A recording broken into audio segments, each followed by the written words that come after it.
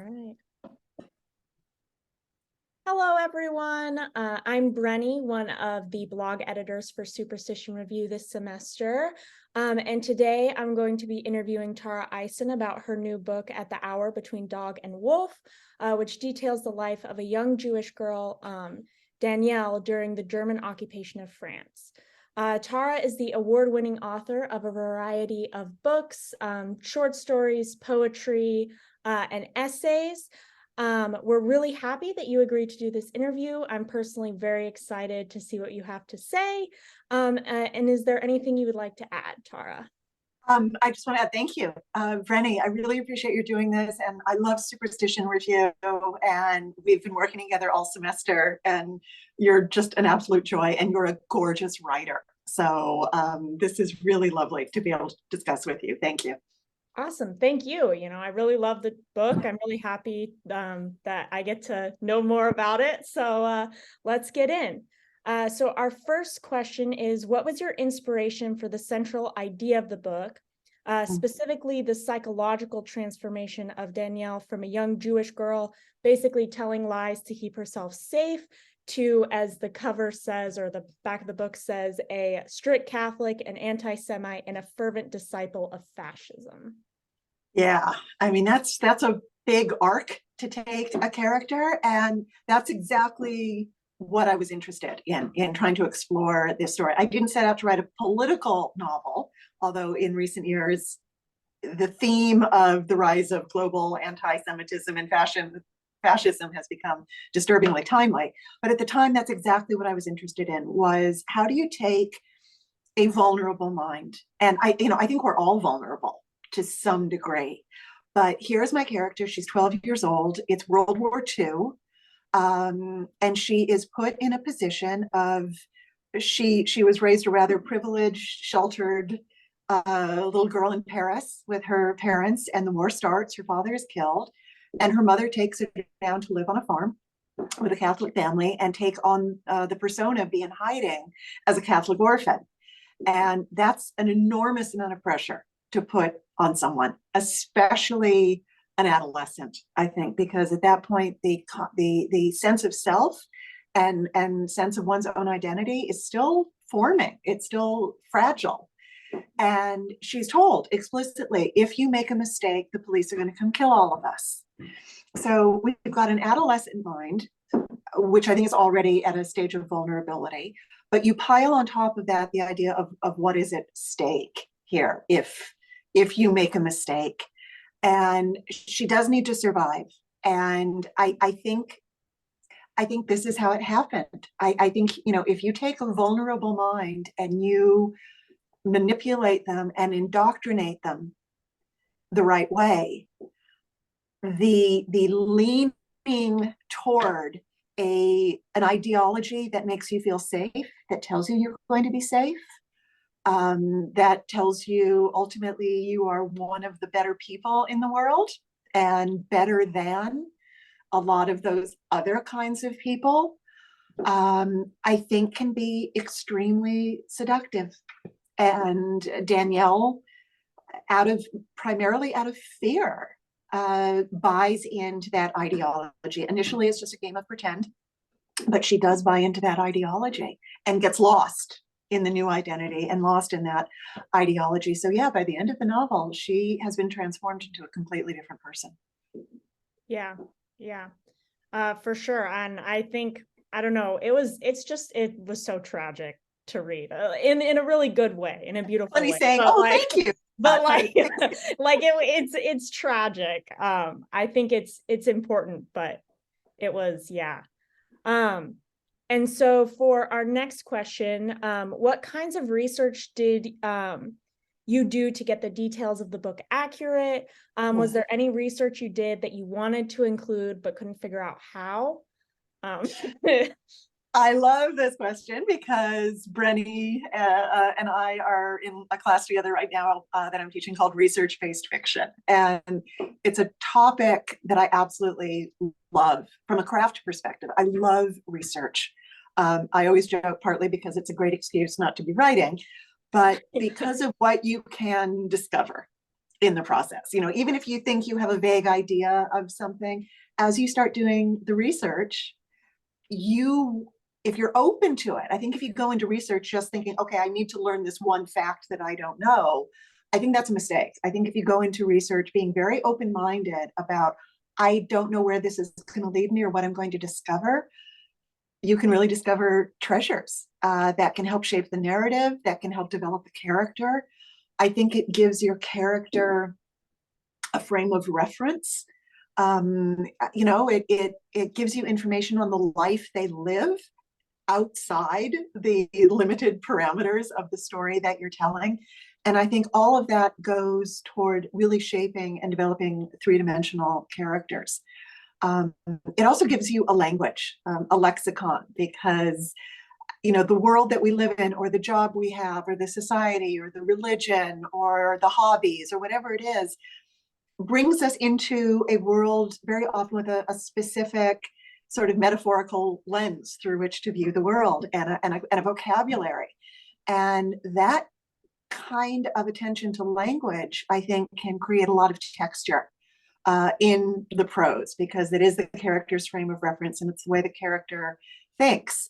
But I think also really critically, it can help you avoid cliche, because a character can be expressing thoughts, emotions, philosophies, feelings, whatever, in a way that is really, really specific to the details of their own personal experience. And so it keeps you away from some sort of the more generic, you know, war is bad, and you know, love conquers all. You know, it can really be more grounded in a character's experience that way. Yeah. And if it's okay, I have just a quick follow-up question. So earlier, you mentioned you were interested in the sort of psychological aspect of the book. Did you do any like research into psychology, into that sort of field? Yeah. Yeah, you know, I didn't do specific reference into sort of brain, I guess what, you know, we would colloquially call brainwashing, or the sort of Stockholm syndrome of people who are basically isolated with their oppressor, and ultimately, as a survival mechanism, begin to identify and bond with that person. I didn't do a lot of research into that. I did do an enormous amount of research into the experience of hidden children during World War. And no two stories are the same. You know, some children were put into hiding as infants and never knew any other family, any other life. And at the end of the war, if they were fortunate enough to have living relatives who at that point wanted to take them back, that's a certain kind of trauma for that child. A lot of it had to do with the specific circumstances, the age of the child when they went into hiding, the circumstances. You know, some people were put into hiding into a relatively safe, comfortable existence. Some were put into hiding where they spent 4 years living in a closet, and I mean that very literally. Mm-hmm. So there's so many different stories, and it is a fictional story. I'm not telling the story of one actual person, but I really wanted to honor the experience by understanding the range of experiences and the trauma that so many children went through, and the lingering trauma that they have had to grapple with after the war. And of course, this is still going on. You know, I mean, displaced people, displaced children, refugees. This is not a phenomenon that only existed in World War II. It still exists. Yeah. Well, thank you for that. That's very interesting. So for our third question, Danielle, or Marie, or as I always said in my head, Mary Jean, very Americanized, as she thinks of herself then, does something at the end, I don't want to spoil it, but many would consider unforgivable. What made you decide to create like such devastating consequences for her transformation? You know, I love that you said that, because one of my concerns in writing this novel was that it wasn't devastating enough. that the choices she makes and the decisions that Marie-Jean makes lead to some bad things happening. But I was worried the novel wasn't big enough You know, we're mostly limited to the village where she lives. I was worried there wasn't enough drama or enough big war stuff happening in the novel. But my instinct again was to make this a very internal psychological novel. So I hope, it sounds like I hit the right balance with, yeah, some of the decisions she makes and the choices she makes. I think she has to face a reckoning. And I'm a believer in story pushing a character to a point of reckoning. You know, what has happened in the story, what has befallen this character that changes them irrevocably. And I wanted first Danielle, then Marie-Jeanne to be confronted with the consequences of some of her actions and some of her decisions in a way that would really force a reckoning, where she has to really take a look at what she has become and who she has become at the end of the novel. Yeah. Well, for me as a reader, I was devastated by the end. Again, I feel funny saying, "Oh, good," but I'm glad. Great. Yeah. Well, I think, you know, as you mentioned, I could tell like it was an intentional devastation, like a good catharsis, like when you see someone one fall and try and get back up from that. So Yeah. I was very sad, but it was really good. Good. So for the fourth question, the title of your novel is especially striking. As it's explained in the book, it refers to a specific time of dusk when you can't easily distinguish dog from wolf. I love that you used it as a metaphor for basically the entire novel. But what made you decide that it was something to focus on or include? I think I love the title too. I have to say, it's long, it's unwieldy. No one will ever be able to remember it correctly. Someone searching for the book will wind up at, you know, dog books. But I stuck to my guns on the title because, as you said, I think it works on multiple levels. I came across the phrase, it's entre chien et loup, between dog and wolf, is a French idiomatic expression, and it means dusk or twilight.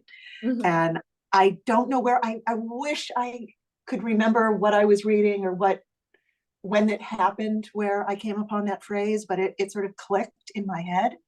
And you and I have talked about this a lot in class, that metaphor can't function as metaphor unless it first works at the literal level. It has to be organic, it has to make sense. Otherwise, you're trying to impose poetry onto something. And it absolutely works. I mean, there's a very literal, realistic, excuse me, moment early in the novel where she and her father are walking through the streets of Paris at twilight, and he points to the sky and says, "Okay, we're between dog and wolf at this hour, so look at the sky, and excuse me, I want you to tell me the exact moment when day changes to night, when, as you say, the dog becomes the wolf." And she's not able to do it. There is no exact moment that you can pinpoint. And yes, I wanted that to be the psychological structure of the novel, is that those tiny, tiny, tiny gradations of shading that lead my character from light to dark. So I love that title. Yeah, thank you. Yeah, I do too. I mean, once it was like in the book and knowing the premise, I was like, wow, like this is doing so much work for the book on multiple levels. Yeah, I love it. So for our fifth question, Danielle's transformation from a spoiled, or as you said, privileged lifestyle to a peasant's, as she calls it, lifestyle is very difficult for her at first. What considerations went into depicting like the different classes, or these two different classes specifically, in the book? Yeah, wow. It was certainly easier for me to identify with Danielle's world in the earlier days while she's still living with her parents in Paris. only child. I'm not an only child, but she was an only child, rather pampered and, over privileged. She's Jewish, but leading a secular life, as do I. Her father's an academic, so there's books everywhere in the house, and she develops a love of reading. So I could really relate to that 12-year-old Danielle. And then when she goes to live in the countryside with, as you say, people she considers peasants. They're farmers. They live in a tiny little village. They're Catholic. She is so disdainful of them. She thinks they're ignorant and dirty, and their house to her is a hovel, and she doesn't understand how people could possibly live this way. But now she has to. And an aspect of the arc that I wanted Danielle to experience was a growing appreciation for the hardness of this life. These are people who live off the land. If they don't grow it or make it, or they can't eat, they can't have clothes, they don't have a house, and it's incredibly hard work. And initially, she's never worked a day in her life. She doesn't know how to wash a dish. But over the course of the story, as she bonds with this family who have taken her in, and also as the scarcity of life in France during World War II increases, very difficult to get food, very difficult to get clothing.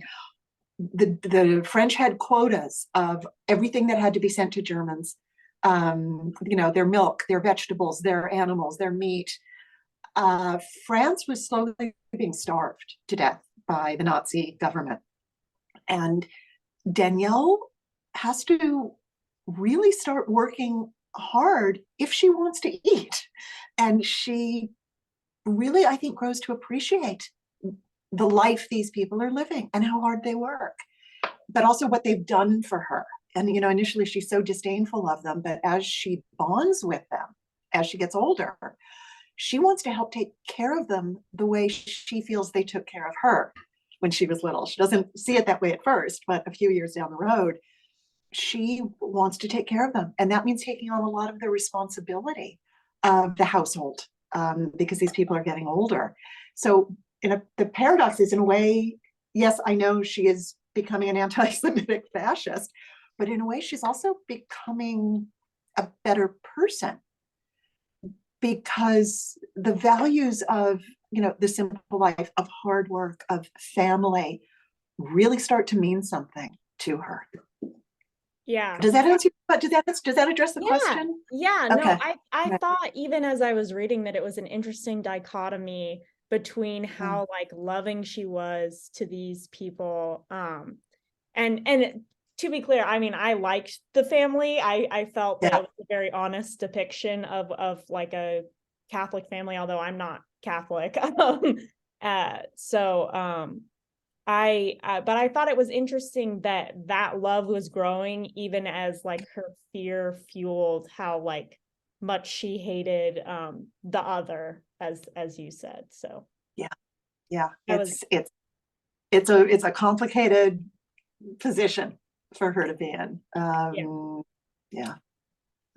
And then so the book is from Danielle's point of view, but you also include excerpts from her school assignments.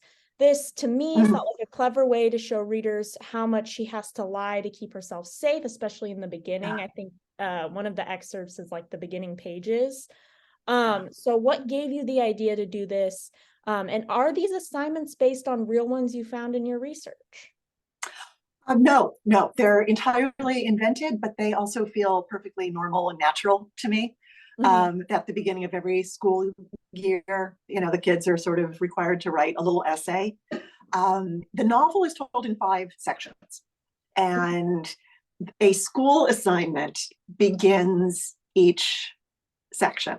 And how you're describing it is exactly what I was hoping that they would do, is to act as markers for Danielle's transformation. Because in the first one, there's the school assignment where she's, as Marie Jean, having to pretend, is talking about her wonderful life with her uncle and aunt who took her in, and she loves life on the farm with them, and everything is just wonderful. The assignment ends and it immediately goes to Danielle's voice, basically saying, this is all such a joke. This is some stupid assignment. I have to write for my new school here. And, again, she's so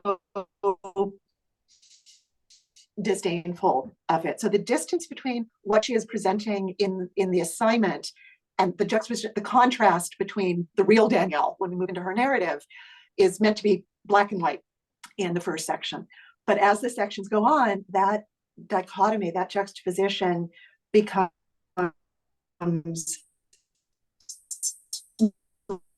smaller. And the beginnings of section 4 and 5, there is no distance at all between the voice of the young woman or the teenager writing the school assignment and who she has become. Like they become absolutely sincere and authentic.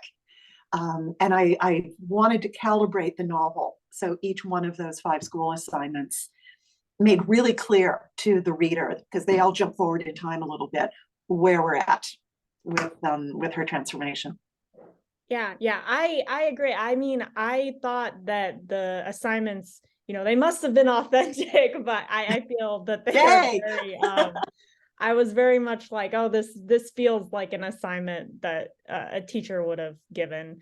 Yeah. So yeah, and I think they do, at least for me as I was reading, they do exactly that, marking her transition. And then, so this is our final question. Do you have anything you're working on now? Like what's tired.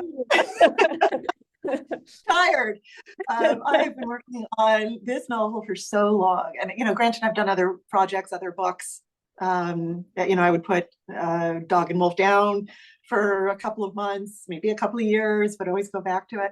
I'm at this point, I'm really working on some short stories. A novel is so massive and overwhelming, and as Henry James said, although I think I'm misquoting, a huge shaggy beast, that there is something really lovely about returning to the form of the short story and being able to get my arms around it a little bit in a different way than trying to manage the scale of a novel. So I'm working on some short stories, and I'll see. I've got a couple of ideas for another novel, but I think it might be a little while before I'm up for it. That's fair. I've never read that novel, certainly. And I struggle enough with short stories. But thank you so much again for agreeing to do the interview. I loved your answers. They were all I loved your questions, Brennie. This was fantastic. Thank you. Thank you. All right. Well, it'll go up on our blog and our YouTube page. So thank you so much. All right. Okay. I'll stop the recording. Again, see you in class. Bye.